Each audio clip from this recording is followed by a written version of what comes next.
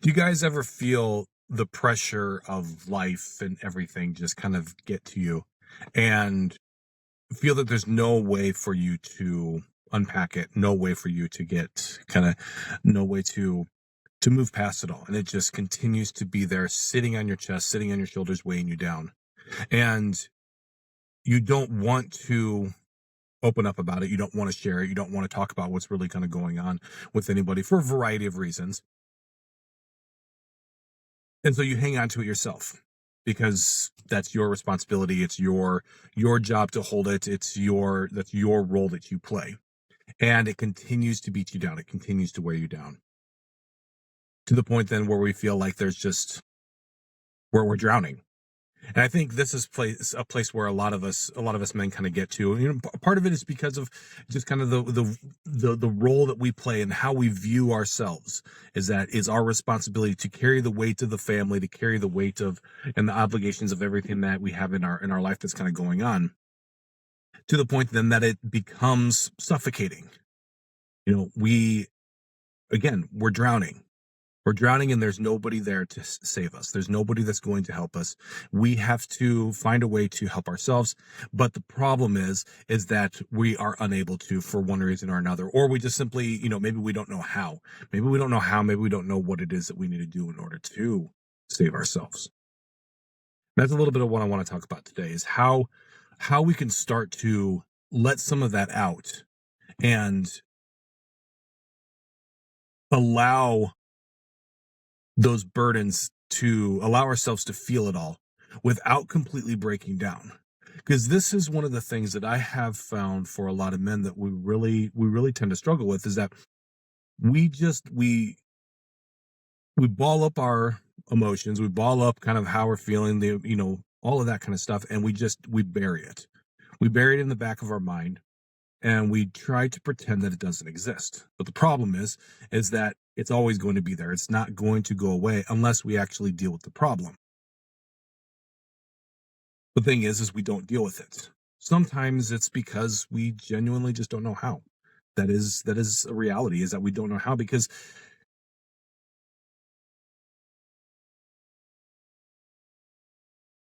we're just as human beings. I think this is a large part as human beings.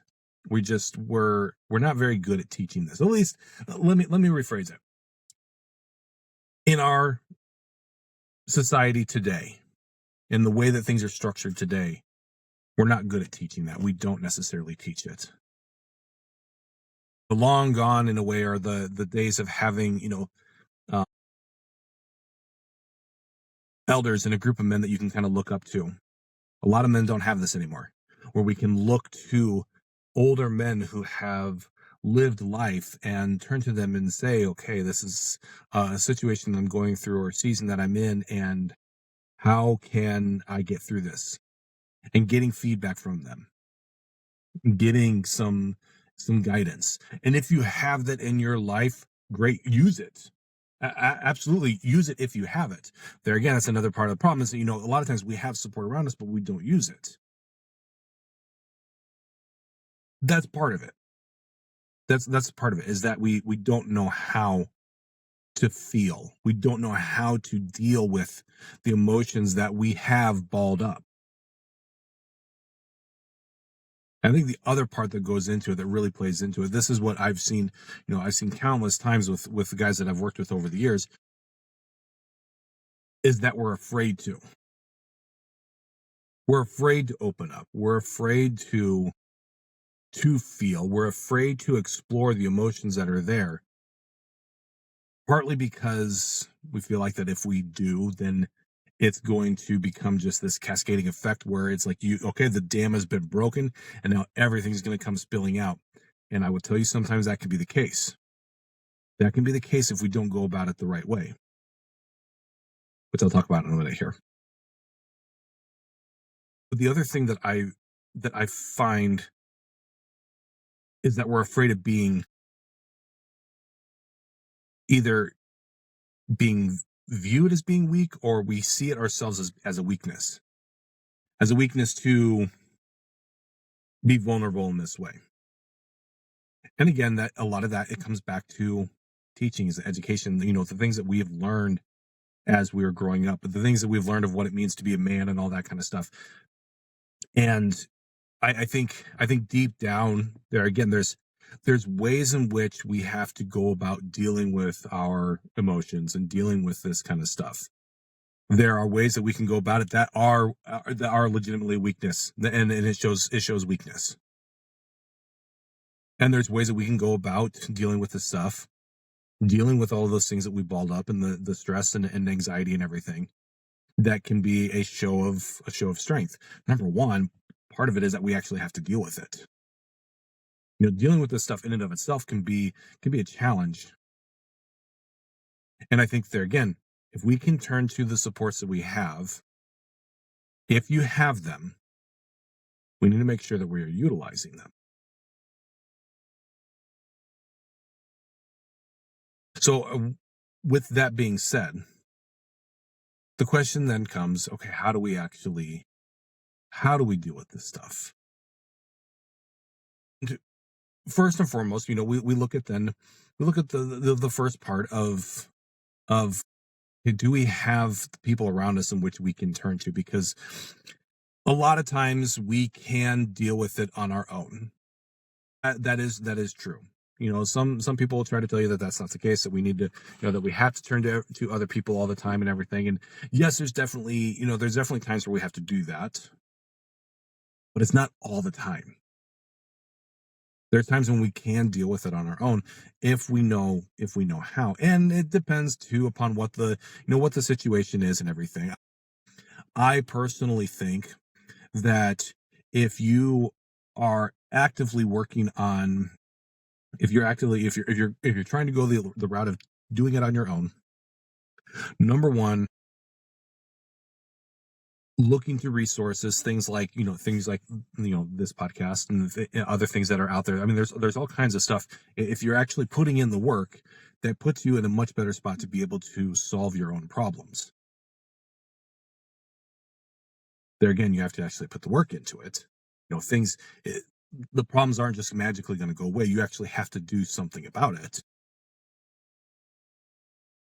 But I think that's part of it. If you're going down the road of trying to solve these emotional struggles that you may be dealing with, that's one route. If you're trying to deal with it on your own, if I'm being clear about that. If you're going that route, doing the work, doing the research, all of that kind of stuff is going to be extremely important. I think the other thing that's going to be extremely important is that you have to you have to find time for silence. And this is something a lot of times we don't like to do. We don't like to be in silence. We don't like to spend time with the world around us quiet. Whether that be doing some kind of, meditation or prayer or something like that. I think those are big ways of doing it. Just sitting and, spending some time in prayer and talking to God and just, sorting through a lot of stuff can go a long way. It can go a long way and it can help. I myself, I'm a huge fan of getting out and getting in nature, getting away from the chaos of society itself. I think it's I think it can be extremely healing for so many of us if we actually get out into nature and just simply go on a hike or something like that. Because I think there's something healing in a sense of that. There's you hear this kind of stuff, especially if you pay attention to media, and music is a big one for this. And so it reminds me of a song by Dax, Dax. Look it up. Look him up. He's got some really good stuff. Actually, I really like his stuff because he talks a lot. He sings a lot about kind of the struggles that we men face and everything. But in particularly, he's got this one song. Um, oh, what's it called? Lonely Dirt Road, I believe it is. And basically, it's just that whole premise and that whole idea of just getting out there and spending time yourself in quiet, in prayer, talking to God, those kind of things, and what that does for us. And so if you are bound and determined to do this completely on your own, maybe not necessarily advised, but if you're bound and determined to do this on your own, or if you don't have those, if you don't have people around you to turn to, the way that you do this and the way that you deal with the pressure that builds up and the emotions and everything is you have to actually face them. You have to actually deal with them. You can't ignore them.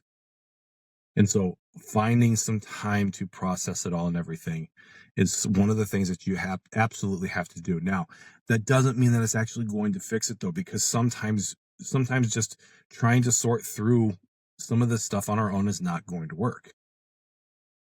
There again,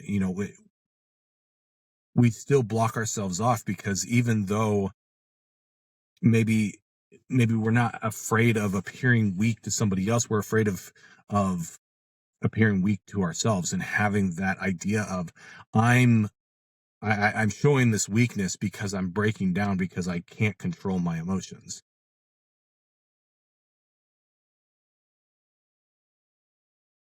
which is another big part of the reason why a lot of times that we really struggle with this is because we don't want to lose control. We don't want to lose control of ourselves. We don't want to lose control of our own emotions. And so as a result, we just bury it all because, well, if I bury it and ignore it, then it doesn't exist, right? It doesn't exist. It's not there. I don't have to deal with this. But the problem is, and this is the overarching kind of issue that we have when it comes to this, is that it doesn't, because it doesn't go away, it just sits there and festers and it gets worse and worse. And the way that I always describe it for people is that it's like it's a poison that's just kind of sitting inside of us, and it just, the longer it's there, the worse it gets, the more it damages us and tears us apart. And so if you can get in there and pull it out and get it out of you, then you have a chance to actually recover. You have a chance to actually heal from whatever damage that was done from it being so bottled up for so long. And I know that some of you guys out there, you've got a lot of stuff. I know, I know. I've seen it all. I've experienced it myself. We all have. I mean, that's just part of it. In large part, I think that's just part of one of the things that we as men that we deal with is that we have the tendency to bottle things up, and most of us have our entire lives. And so there's a lot of stuff that's there. Some of it that, let's be honest, some of the that's never going to come to the surface because we don't want it to. As beneficial as it might be at times to pull some of that stuff up and kind of go through it and be able to let it go. eh, I understand because there again, I've seen this for so many times. I understand that there's just some things that are just not going to be touched, and that's just the way that it is. Sometimes I understand that. You know, I get it. If that's you and you're looking at this, be like, yeah, that's just going to stay there. I'm not dealing with that issue. I'm not dealing with that thing. I don't want to, or I'm not ready to. Fair enough. Fair enough.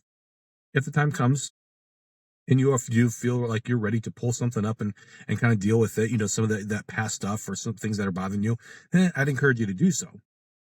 But you shouldn't force it until you're ready. I will say that. Moving on to tackling the other piece of it is if you if you do have people in your life, number one, I'm going to make the assumption that you don't have very many. Typically, that's how it is.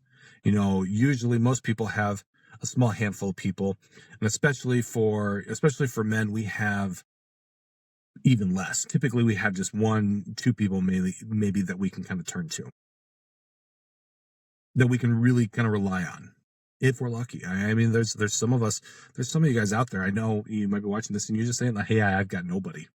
I have absolutely nobody." And if you have nobody and you want somebody, then start looking, reach out and kind of find, get involved in things, try to build those relationships and everything. And that's a large part of kind of there again, that's a large part of what I do is I work with men to resolve issues and everything.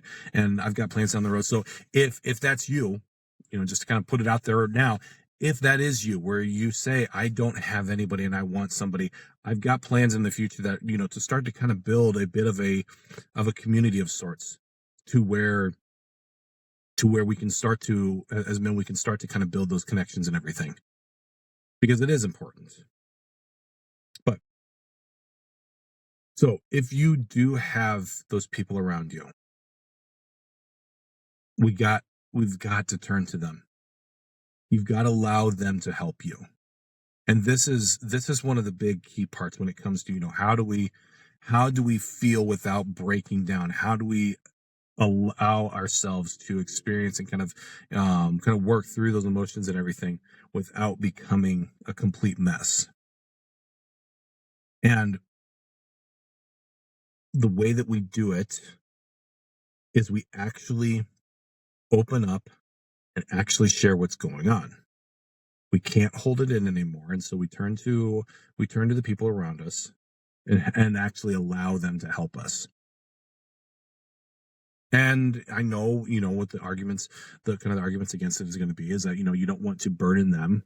That's a big one for a lot of us is I don't want to tell my wife what's going on or the the mental struggles that I am having right now, mental emotional struggles that I'm having right now because I don't want her to be worried about me. I don't want her to take on, it's not her burden to bear, or she has enough on her plate already as it is. I don't want to add to it. Or this is something that I simply have to carry in order to, because I'm the foundation for the family, or something to that effect. Some variation of that. I'm sure that there's a lot of you out there that's what you're thinking, that's what you're saying. And I hear that. I hear that, and I understand that. And I'm not going to say that you open up about absolutely everything, but you continuing to hold on to it all is going to break you.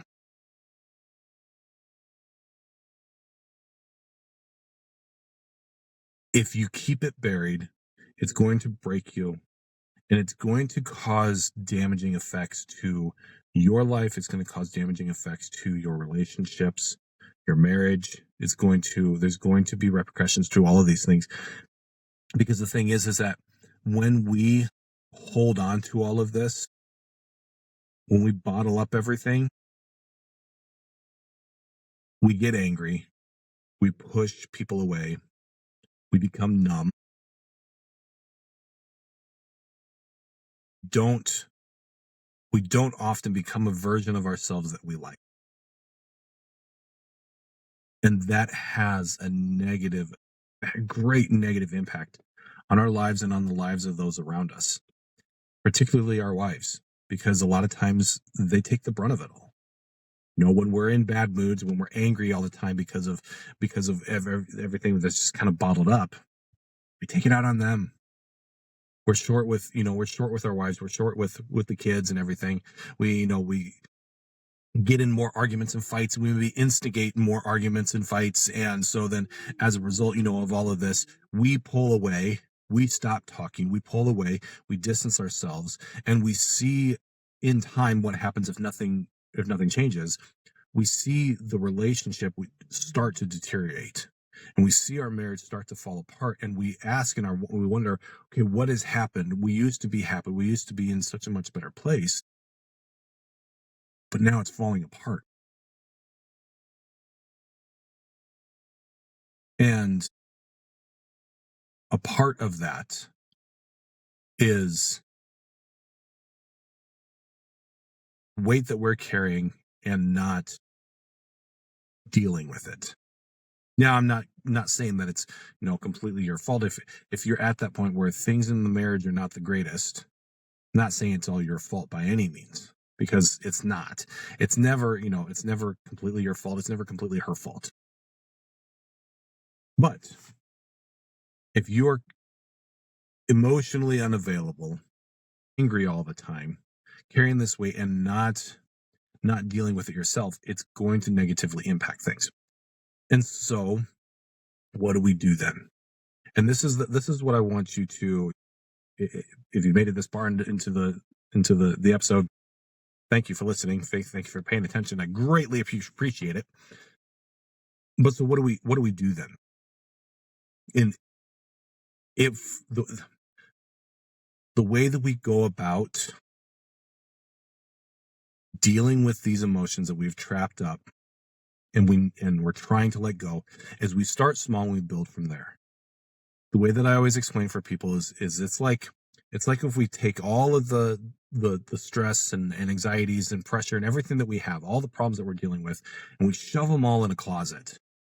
You can put more in there and you can continue to shove more in the closet, but eventually it's the door is going to bust open because you can only put so much in there if you're not taking stuff out and dealing with it.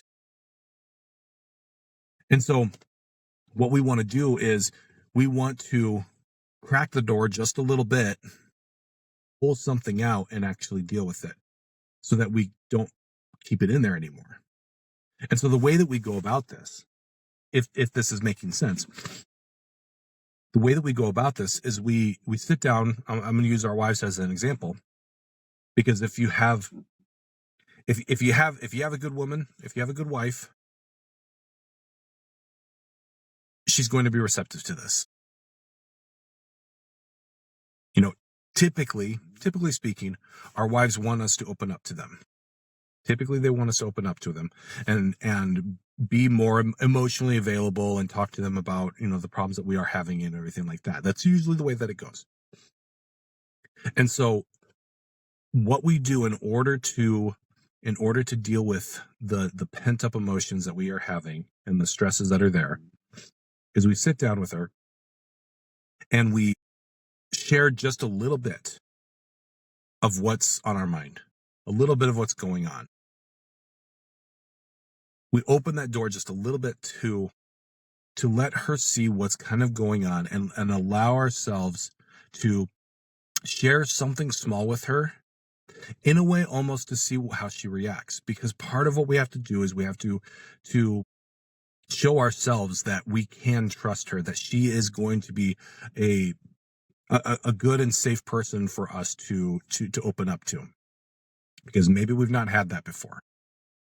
And so you share just a little bit of what's on your mind, and then as she responds positively, then okay, next time I can open up a little bit more and I can share a little bit more. And so what we're doing with this, going back to the analogy of the closet, is that we are opening the door a little bit, reaching in, grabbing something, pulling it out, sorting through it with our wives, and then we can set it aside. We can let it go, because now it's no longer something that is bothering us. It's no longer something that we're holding ourselves. And so it doesn't go back into the closet.